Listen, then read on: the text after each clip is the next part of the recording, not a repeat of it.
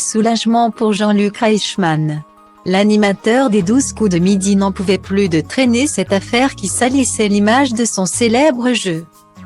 Ce samedi 6 août, en validant sa 193e participation, Bruno a officiellement battu le record de Christian Quesada. L'actuel maître de midi s'est donc hissé à la 2e place du classement des plus grands joueurs. Fort de sa cagnotte de 812 995 €, le jeune homme savoure sa victoire et le fait d'avoir détrôné celui qui a marqué pendant très longtemps l'émission. Le 14 janvier 2017, l'ancien candidat de TF1 avait ainsi échoué après 193 présences sur le plateau de l'émission et était reparti avec une cagnotte de 809 392 €. Le début de la fin pour celui qui était surnommé le professeur.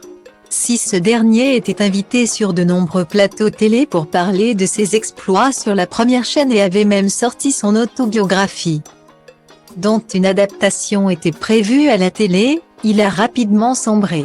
Le 27 mars 2019, il a été mis en examen pour détention et diffusion d'images pédopornographiques et tentative de détournement de mineurs, en reléguant Christian Quesada à la 3e place du classement des plus grands maîtres de midi.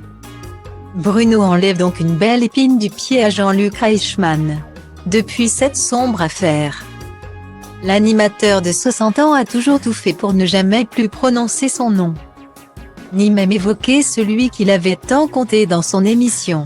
Un véritable dégoût pour son ancien candidat qu'il espère enfin pouvoir faire oublier afin de ne se concentrer que sur ses nouveaux champions.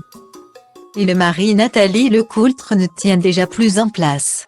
Depuis plusieurs jours déjà, il propose un décompte des émissions qu'il reste à Bruno avant de détrôner Eric, le plus grand participant des 12 coups de midi. Bruno doit donc impérativement résister jusqu'au vendredi 13 août prochain et ne pas échouer comme son prédécesseur aux portes de la 200e victoire. Reste à savoir si cette date symbolique lui portera bonheur ou malheur.